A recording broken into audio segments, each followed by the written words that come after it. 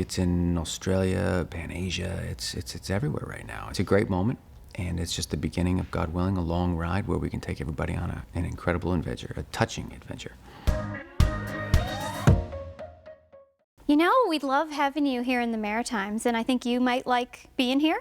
Just a tad, just a tad. It's a place that my wife, myself, our kids, we want to call home.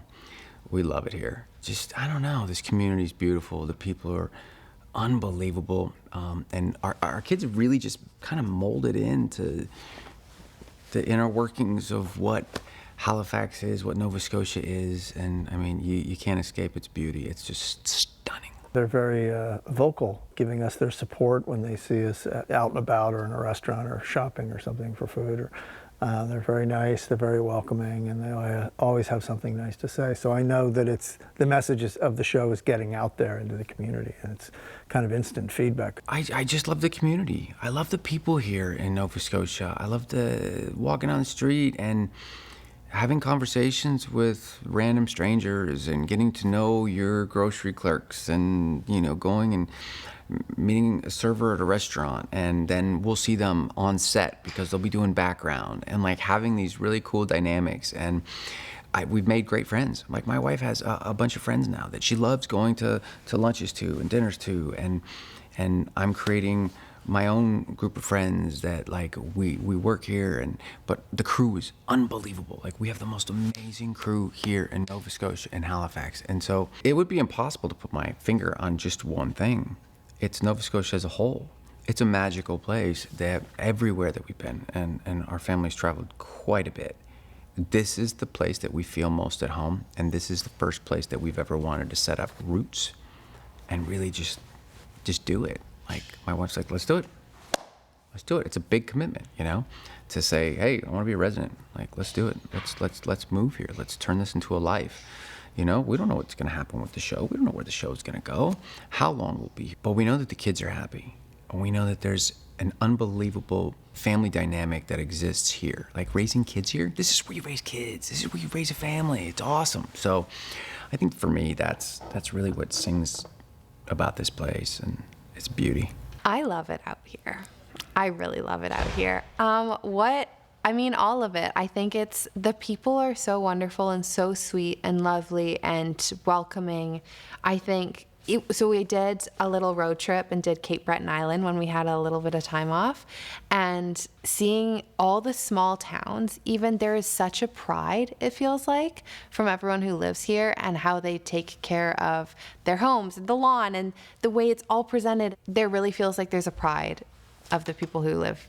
There's pride in the people that live here for where they live. And yeah, that wasn't English, but damn it. Being here at Sullivans Crossing, season 1 currently airing on CW, which is huge. Congratulations. You've been very active on social media promoting the show. What is it like knowing now that this show is international?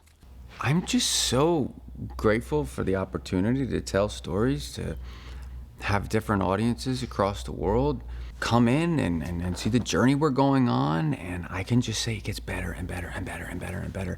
Honestly, every day I feel like the work, the stories, they just get higher stakes, they get tighter, better, faster, just everything about it. It's an honor to know that right now, watching the good old US of A, and gosh, I think it's in Australia, Pan-Asia, it's everywhere right now. And so it's a great moment, and it's just the beginning of, God willing, a long ride where we can take everybody on an incredible adventure. I mean, even like we have our CW partners who have been showing it in the States, but also we've had it airing in Australia, and I have a lot of family in Australia. So all of a sudden my grandma is like texting me, getting to watch all of these episodes where normally she doesn't get to watch my things. Like they don't come out over there in the same kind of timing. So it's really cool. It really feels like a much bigger reach. It's really exciting. Outside of your relationship with Morgan on screen, fans also love seeing your connection to Chad's character, Cal.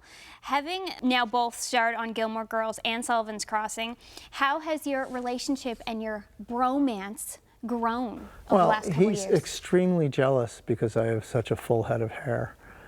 It's a little tense at times, so that's why I have to wear the hat a lot. so he doesn't get all put off and all that stuff. Chad is one of my favorite people. It was really good to reconnect with him. I met him when he was just a little guy, just a little baby, 18 years old, fresh-faced kid, right out of high school, and he was on the Gilmore set. And we never did any scenes together, but he was on an indie film that I did, but we didn't do any scenes together. So now finally, we get to work together. And I've told Rome, I said, can you please give me some more scenes with Chad? Please, just because we have such a good time, He's, we speak the same language. He's a terrific actor. He's such a professional in this medium. He knows exactly what to do at what pitch in every moment. So it's really fun to watch him. He's a cut up and he hangs pretty loose. So it's a good day at the office. What can we expect for season 2? Oh gosh, season 2 picks up, of course, we left off with Sully having a stroke. And so we need to pick up the pieces. Things are falling apart. He's suffering some memory loss and post-stroke issues. Maggie's trying to kind of doctor her way through life and manage every detail and grasp control of things that she has no control over. And Cal is trying to get his feet straight. He's trying to set himself up for the future, figure out what his next step is. Season 1, he had to put his past behind him, but now what's his future going to be? What does the future hold? I will say season 2 is action-packed. It is fast, and a lot is coming. Every storyline is heavy-weighted and full. I think people start to see Lola in a new light this season. And there's a lot of great drama with Maggie. They don't get along. But Lola starts to get along a little bit better with some of the other characters. So we're going to play Sullivans Crossing Campground Rapid Fire. So I'm going to ask you a few questions, and we're talking about the cast here. We're not talking about the characters, okay? So I want names of cast who would best fit these questions. Okay. Okay, so who from the cast would be best at running a campground in real life?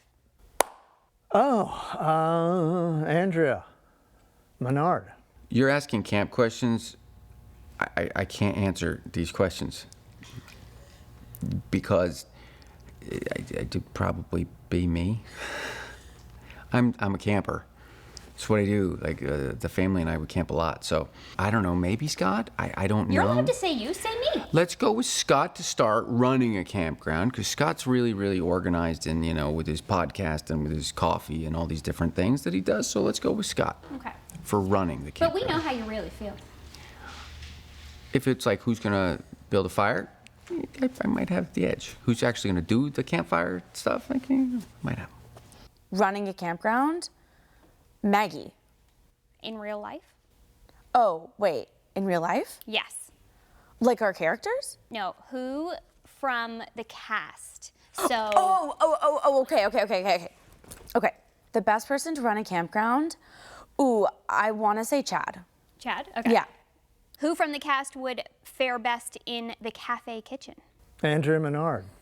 I don't know. Cafe kitchen. Probably Amalia. I'm gonna go Amalia. Lindura. Chad Michael Murray coaches his kids' football team in Halifax, as you know. Which of your co-stars is most likely to move to Halifax when you're not shooting? Chad. I think everybody's probably saying that. Chad. Because he actually is. Yes. Gosh. Andrea Menard. Yeah? Yeah. Does she already live here? No. I don't think so. Which one of the cast, who is the most likely to move to Halifax? I just don't know this one. This is a tough one. Goodness gracious me. There's probably a really good chance it's that Chad guy. Probably Chad, yeah. Yes, I would definitely want to be here. Like the video? Then hit the button, or better yet, drop us a comment. Then check out our latest videos here. And don't forget to subscribe by hitting the button here for more celebrity interviews and entertainment news.